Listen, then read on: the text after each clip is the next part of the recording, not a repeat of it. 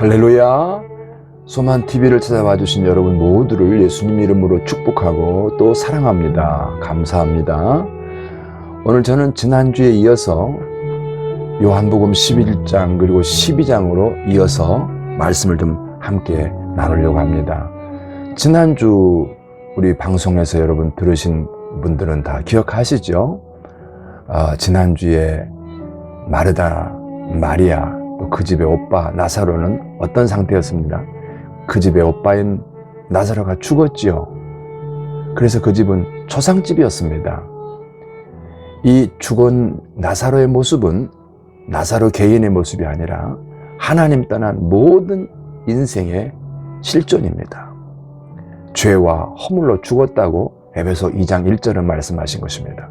로마서 5장 12절에서는 한 사람으로 말미암아 죄가 세상에 들어오고 죄로 말미암아 사망이 왔나니 이와 같이 모든 사람이 죄를 지었으므로 사망이 모든 사람에게 이르는 일이라. 무슨 말씀인지 아시겠죠? 지금 이 시간에도 하나님을 모르는 사람들은 죽어 있습니다. 그 죽음을 지배하는 권력이 있어요. 이게 로마서 5장 21절에서는 죄가 사망 안에서 왕노릇한 것 같이, 그래서 인생을 죽음에 이르게 하고 그 죽음에서 꼼짝하지 못하게 하고 죽음을 거역하거나 거절하거나 대항할 수 없는 강력한 권력으로 인생을 지배합니다. 이 사망을 지배하는 힘이 사탄입니다. 사탄의 손에 인생은 사망 권세 안에서 묶여 있다는 말인 것입니다. 그런 나사로가 어떻게 됐을까요? 예수님께서 무덤에 오시자 그가 살아났습니다.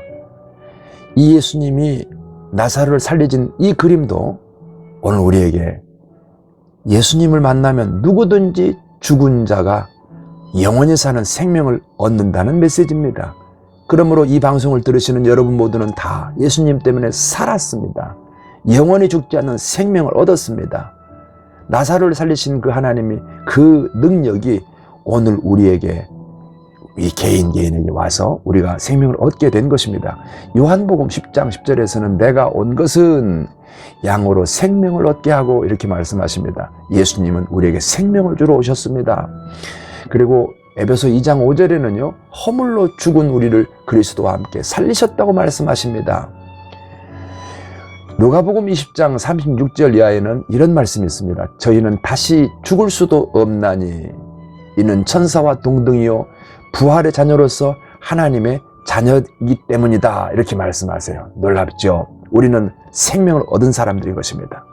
살았습니다. 영원히 죽지 않는 영생의 생명을 가졌습니다.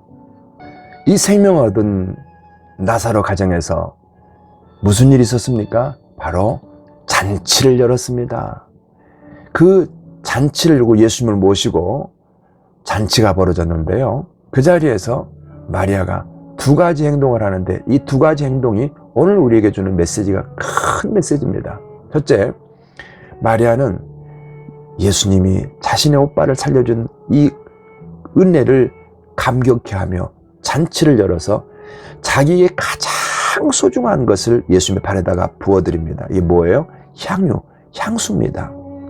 이러자 옆에서 이 모습을 보던 가룟 유다가 그것을 왜 거기다가 허비하느냐, 300데나리온이나 더 받을 수 있는 것을 이렇게 허비하느냐고 얘기합니다. 그러니까 결론적으로 마리아가 예수님 발에다가 부은 이 향유의 가치가 얼마냐? 300데나리온입니다. 300데나리온이라는 것은 노동자가 1년을 꼬박 일해서 한 푼도 안 쓰고 안 써야만 살 수 있는 그런 값어치, 그런 비싼 향수를 예수님 발에다 부었다는 말입니다. 두 번째로 예수님 발에 그 향수를 붓고 자기의 긴 머리털을 풀어서 예수의 발을 닦습니다. 그 기름으로 발을 닦아낸단 말이에요. 바로 이 자세입니다. 종의 신분으로 내려앉아서 자기 머리털로 발을 닦아드리는 이거, 가장 낮은 자리에서 예수님을 왕으로 모시고 있는 이 모습인 것입니다. 예배는 무엇이 예배인지 지금부터 잘 들어보십시오. 이와 같이 그 예수님의 사랑에 감격한 사람들이 우리 하나님을 향하여 잔치하는 날, 그 기쁨을 표현하고 감사를 표현하고 하나님의 사랑 앞에 춤추며 우리 주님을 경배하는 날, 이 날이 주일이에요. 주일은 하나님을 예배하는 날인데, 예배는 살아난 사람이 살려주신 하나님을 향하여 잔치날입니다. 그리고 그날 우리가 그 하나님 앞에 거룩한 낭비를 합니다. 여러분, 시간을 드리죠. 물질을 드리죠. 재능을 드리죠.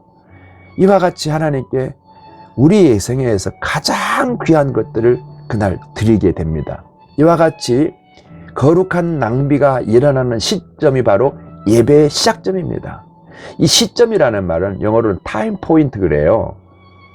시간의 흐름 가운데 어느 한 순간, 그 순간이 우리가 거룩한 낭비가 일어나는 그 순간이 그때가 예배의 시작점입니다. 이런 거룩한 낭비가 우리 인생에서 일어나고 이렇게 거룩한 낭비가 우리 삶에서 실현될 때 이때 우리는 예배자가 되는 것입니다. 이런 거룩한 낭비를 언제 왜 할 수 있습니까? 바로 사랑 때문입니다. 거룩한 낭비를 할 수 있는 원인은 사랑입니다. 사랑하면 낭비가 가능합니다. 사랑하면 무엇이든지 주고 싶어집니다. 사랑하면 주는 것이 아깝지 않습니다. 그런 것처럼 그 사랑받은 자가 무엇을 아깝게 생각하겠습니까? 어떤 사랑받았어요? 생명을 얻었습니다.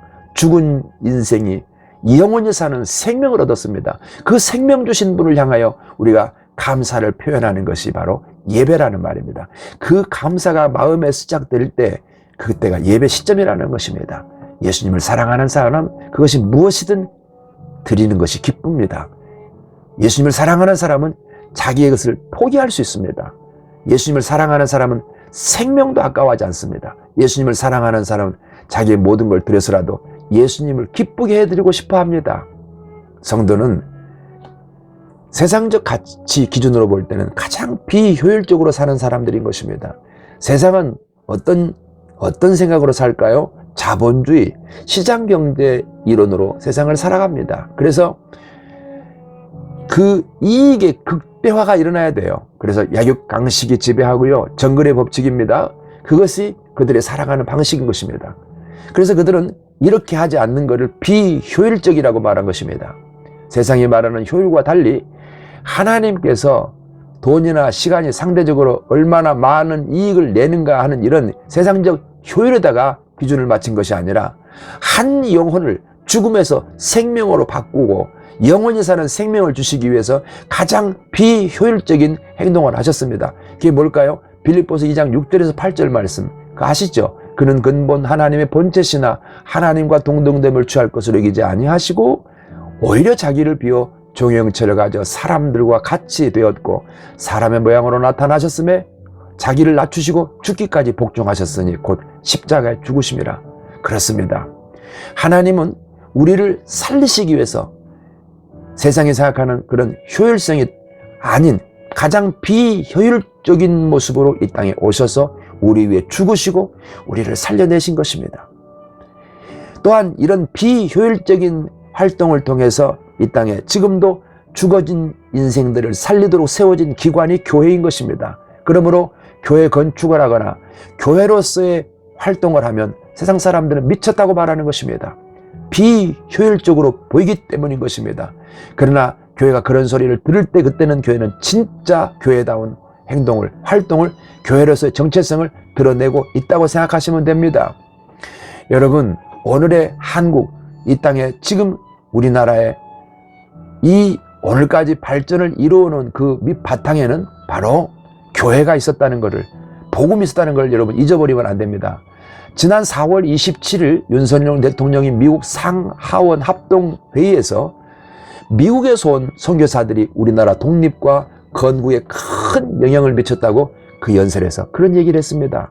19세기 말에 한국에 온 호러스 언더우드, 헨리 아펜젤러, 메리 스크랜텐, 로제타 홀 이런 분들을 거론했습니다. 이들이 언더우드는요 경신학당과 연희 전문학교를 세웠고요. 아펜젤러는 배제학당을 세웠습니다. 스크랜턴은 여성교육의 효시라고 알려진 이화학당을 세웠습니다. 로제타월은 우리나라 첫 간호학교와 맹학교를 세웠습니다. 우리나라 근대교육은 이런 복음을 가진 선교사들에 의해서 시작되어지고 그것이 오늘날의 한국의 이와 같은 눈부신 성장으로 이어졌다는 걸 잊어버리면 안 됩니다. 이 얘기를 현 대통령이 미국에 가서 했다는 데 의미가 있는 것입니다. 이건 기독교적인 순환 논리가 아니지 않습니까? 그렇습니다. 그래서 이와 같이 예수님을 향해서 헌신하는 그 헌신, 그 사랑에 감격하여 드리는 이 헌신을 받으신 예수님께서 마리아에게 뭐라 그랬는가 보세요. 첫째, 그가 내게 좋은 일을 하였느니라 그러셨습니다. 우리가 예배를 드리는 이 행위를 주님이 이렇게 받으신다는 것입니다. 또 한 가지, 마태복음 26장 13절에서는 그를 기억하리라 하고 말씀하십니다. 여러분, 우리가 예배의 시점이 언제라 그랬어요? 하나님이 나를 어떻게 사랑하셨는지, 내가 하나님께 무슨 사랑을 받았는지를 깨닫고 아는 순간, 이 얘기가 예배 시점이에요. 그래서 우리가 세상 사람 눈으로 볼 때는 가장 비효율적으로 보이지만 예배자로서의 예배자가 되어 예배 행위를 할 때 우리 주님이 어떻게 말씀하신다고요? 내게 좋은 일을 하였느니라. 그를 기억하리라. 바로 여러분, 여기에서 여러분 하나님의 사랑을 확인하셔야 됩니다. 주님의 생각을 확인하셔야 됩니다.